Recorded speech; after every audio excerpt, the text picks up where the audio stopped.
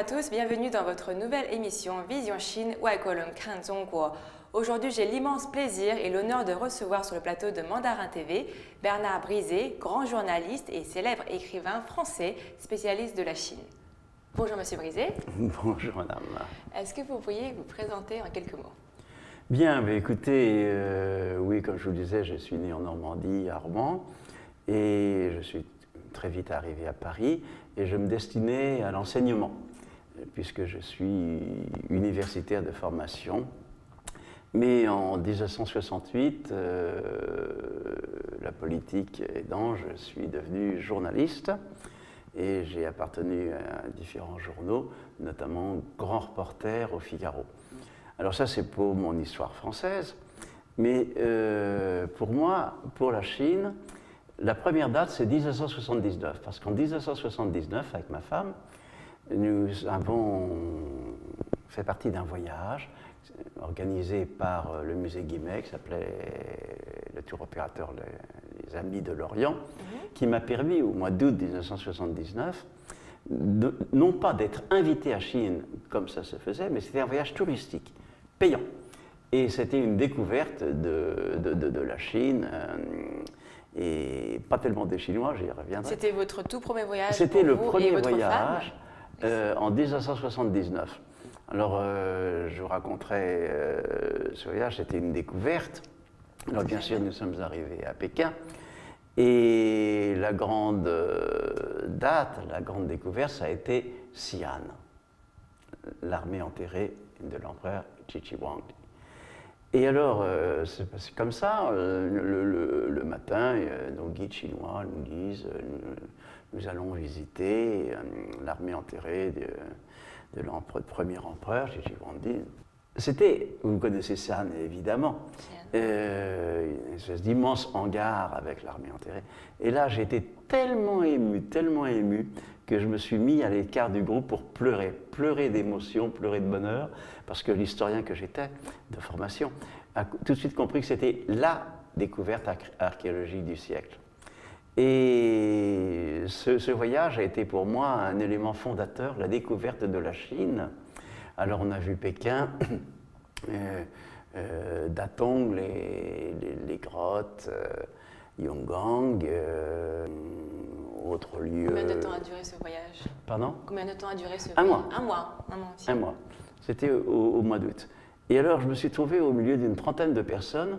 J'avais bien préparé ce voyage, je croyais, avec des sinologues, et je me suis aperçu que je ne connaissais rien finalement. Donc c'était la première leçon d'humilité, parce que la Chine m'a appris l'humilité, c'est-à-dire que si vous rencontrez des gens, oh, moi je connais la Chine, alors là, ne les prenez pas au sérieux, personne ne peut se vanter de connaître la Chine, c'est vrai également des États-Unis.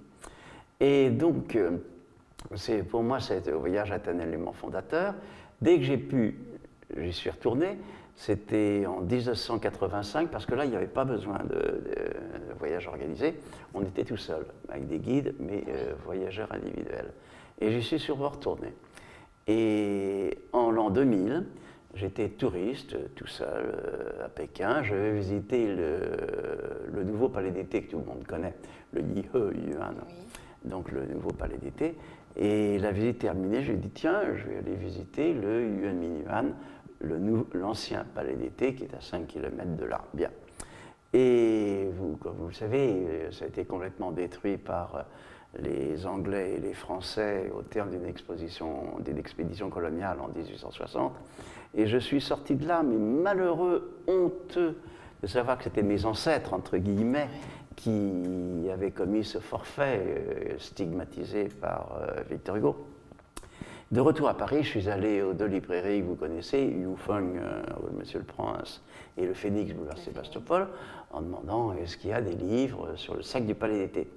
Sac, ça veut dire saccage et pillage. Et on me dit non. Alors je me suis dit, oh, dans les livres en anglais sur les guerres de l'opium, il y a des chapitres, mais... Alors j'ai eu l'idée d'écrire un gros livre de 550 pages sur le sac du palais d'été. Et ce livre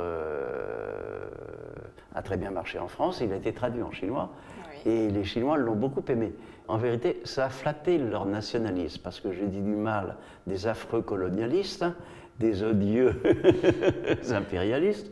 Et alors, parce que le sac du palais d'été, pour les Chinois, c'est une blessure indélébile, une humiliation. Et ma traductrice m'a dit qu'elle avait appris le sac du palais d'été à Jinan, dans le Shantung. Elle m'a dit qu'elle avait appris l'histoire du sac du palais d'été quand elle avait 8 ans à l'école primaire. Donc, vous, pareil, sans doute, vous avez entendu parler du sac du palais d'été très jeune, quand vous étiez enfant. Et j'ai fait différentes conférences, enfin un peu partout en Chine. Vous avez fait beaucoup de voyages hein, en Chine. Une trentaine. Et à la fin, je toujours invité. La dernière fois, c'était au mois de septembre. J'ai été invité. Il y avait une exposition culturelle à Dunhuang, dans le Gansu. C'est là où il y a les grottes de Mogao, au bord du désert de Gobi. Ça, c'est une expérience.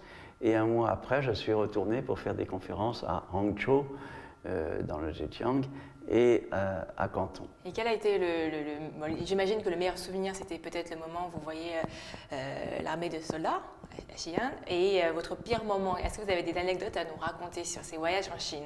En 1979, il n'y avait pas d'hôtel. Ah oui, vous dormez chez l'habitant alors? Non, c'était des espèces d'anciens hôtels, mais il n'y avait pas l'eau courante, il n'y avait pas de douche, on n'avait pas de chambre individuelle. Mais c'était tellement extraordinaire, la découverte sur voyage, qu'on s'en fichait. Et les Chinois étaient contents, étaient conscients, je veux dire, de l'inconfort de ces hôtels. Maintenant, ça a bien changé. Hein. Et pour se faire pardonner, dirais-je, il nous a fait des grands banquets.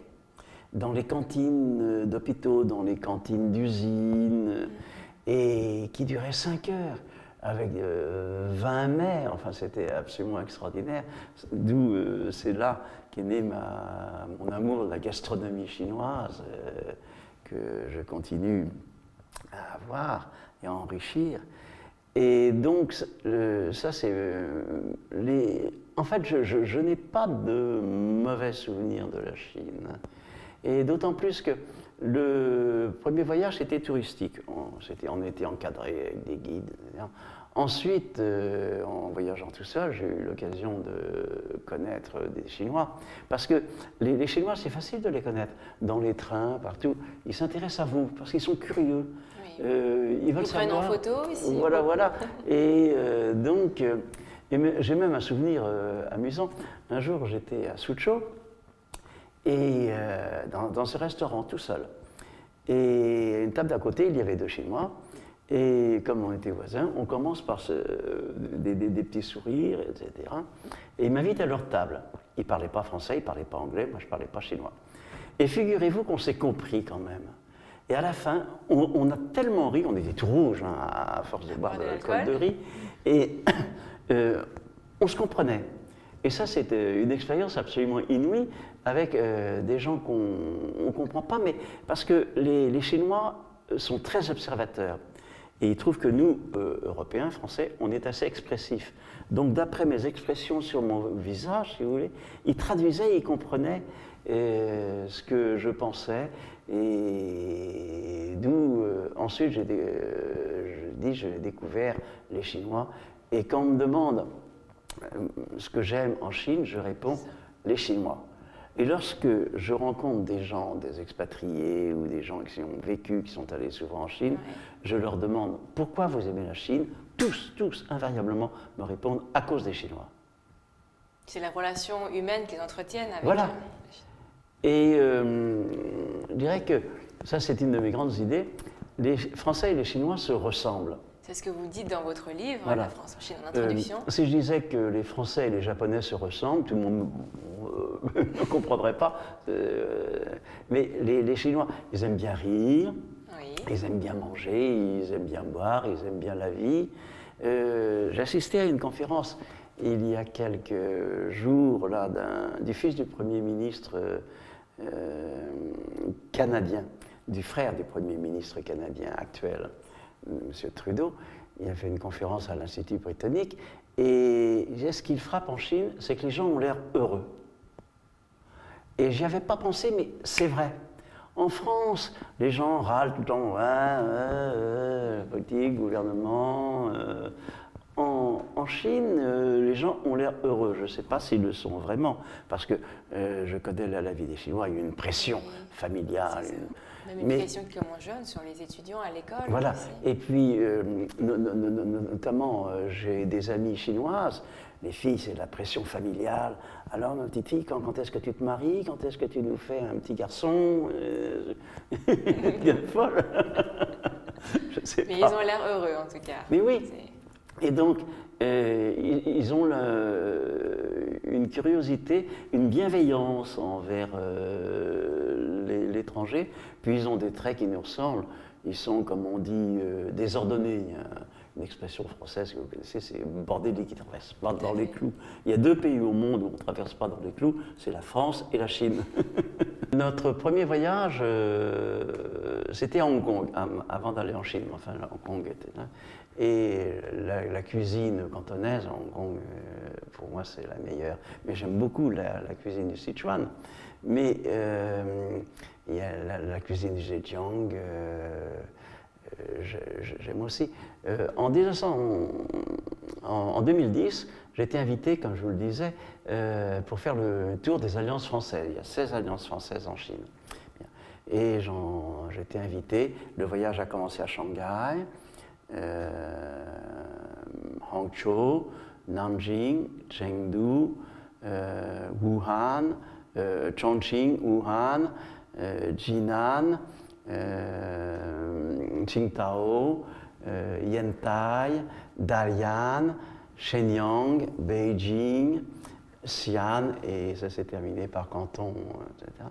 Et on m'avait demandé, est-ce que vous voulez donner une idée générale à votre voyage, qui a duré 1 mois et demi? Et j'ai dit oui, ça les a surpris, c'est la gastronomie. Et ça leur a beaucoup plu. Alors, à chaque étape, j'ai fait des découvertes gastronomiques.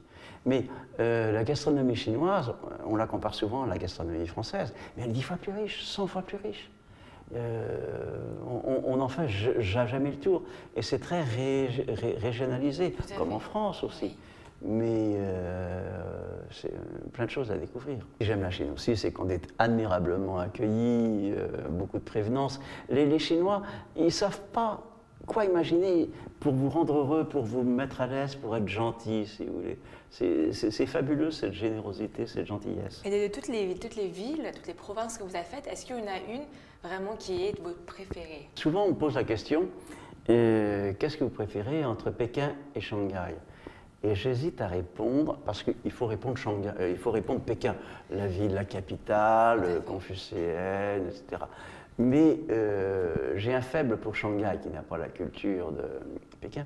Et ce qui m'amuse, c'est que... C'est beaucoup d'autres villes que Pékin et Shanghai, en oui, fait. Mais j'ai un petit faible pour Shanghai à cause des restes de la concession française. Quand vous êtes avec des Chinois ou même des Français, où est-ce qu'on va dîner ce soir?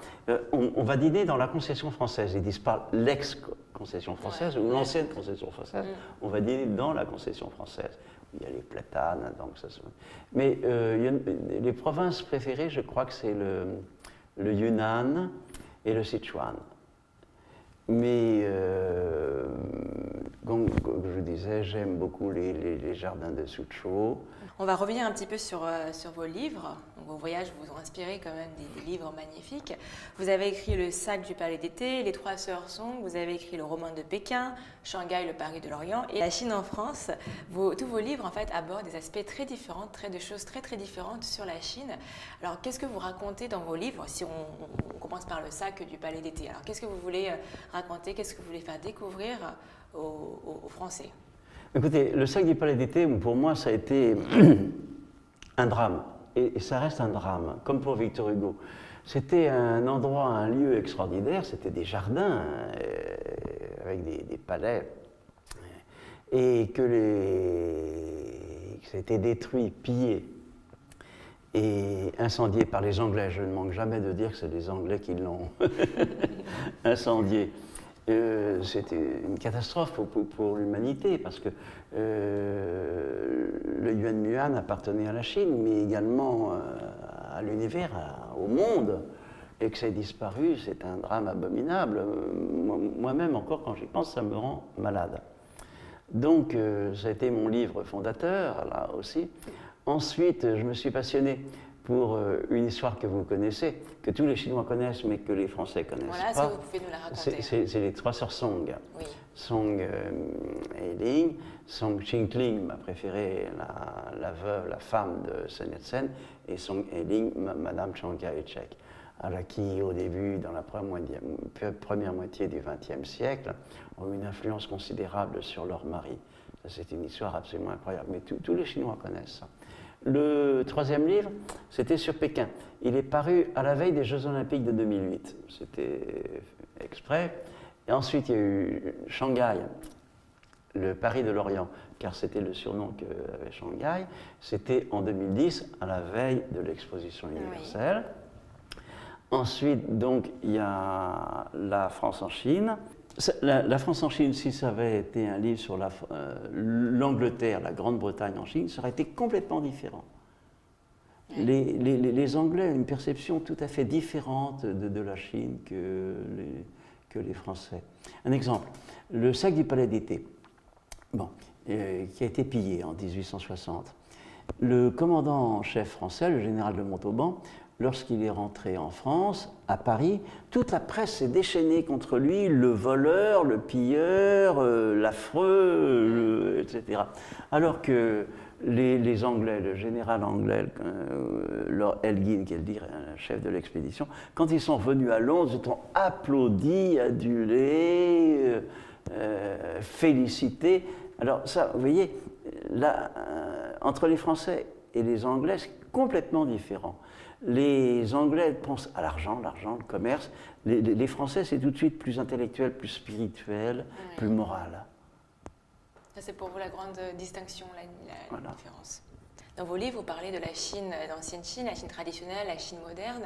Quel regard est-ce que vous portez, vous, sur l'évolution de la Chine, également des relations qu'entretiennent nos deux pays, la France et la Chine? Écoutez, moi j'ai la chance, et j'y pense tout le temps. Comme je vous le disais, mon premier voyage en Chine, c'était en 1979, vous n'étiez pas né. Et donc j'ai connu la Chine, c'était 3 ans après la mort de Mao Tse-tung, qui n'avait pas bougé encore, qui n'était pas bougé. Et même pour vous dire, on n'a pas parlé politique du tout avec nos guides, et on ignorait qui dirigeait la Chine. C'était Deng Xiaoping, mais on ne savait pas. Bien. Et ensuite, j'y suis retourné 10 ans après, c'était à Shanghai, et j'étais tout seul, et j'ai téléphoné à ma femme en disant ça a complètement changé, je ne reconnais pas, ça se modifie.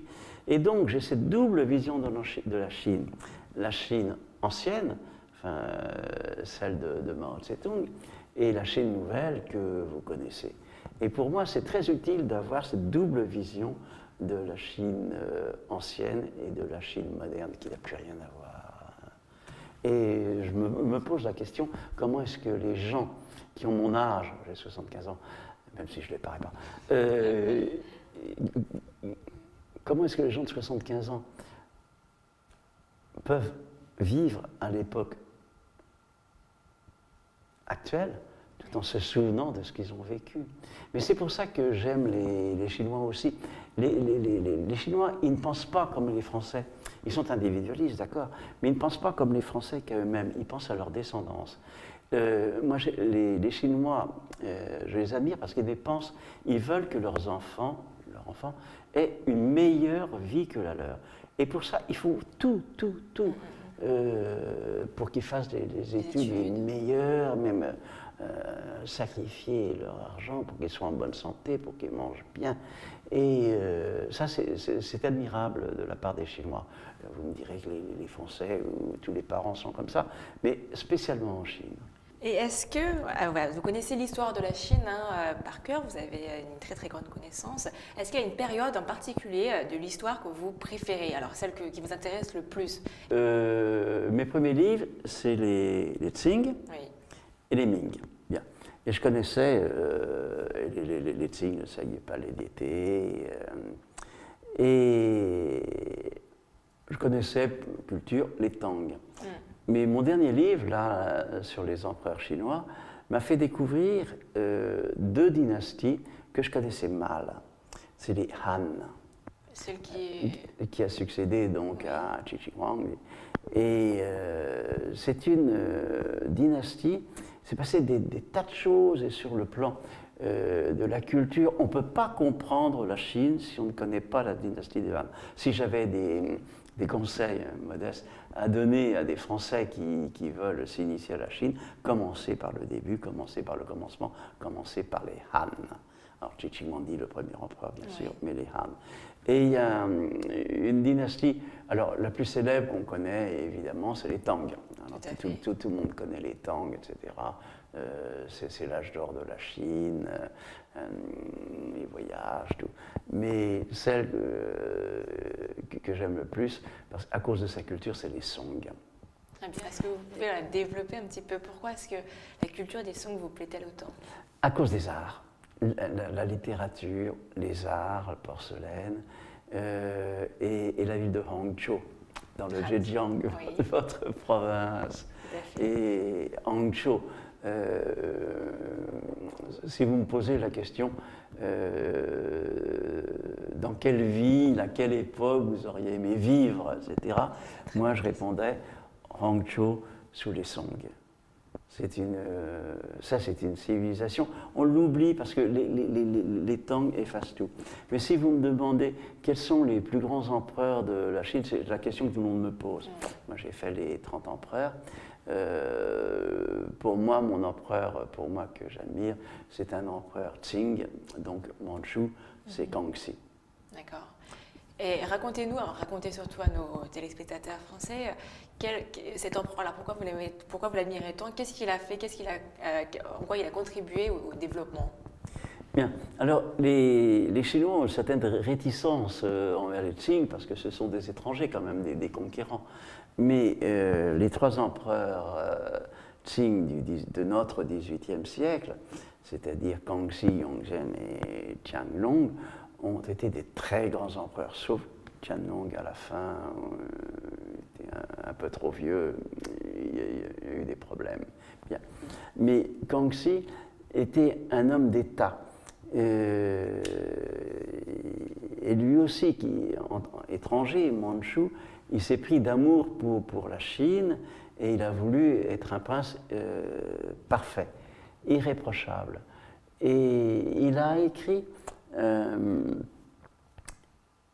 espèce de petit livre, des conseils destinés à ses enfants et ses petits-enfants, est absolument extraordinaire. Ça, je le conseille à tout le monde, donc les écrits intimes de Kangxi. C'est la fin de votre émission Vision Chine, J'espère que M. Bernard Brizet vous aura donné envie d'en savoir plus sur la Chine, et notamment avec son livre La France en Chine que vous retrouverez aux éditions Perrin. Merci M. Bernard Brizet d'être venu. Mais c'est moi qui vous remercie. Merci d'avoir accepté.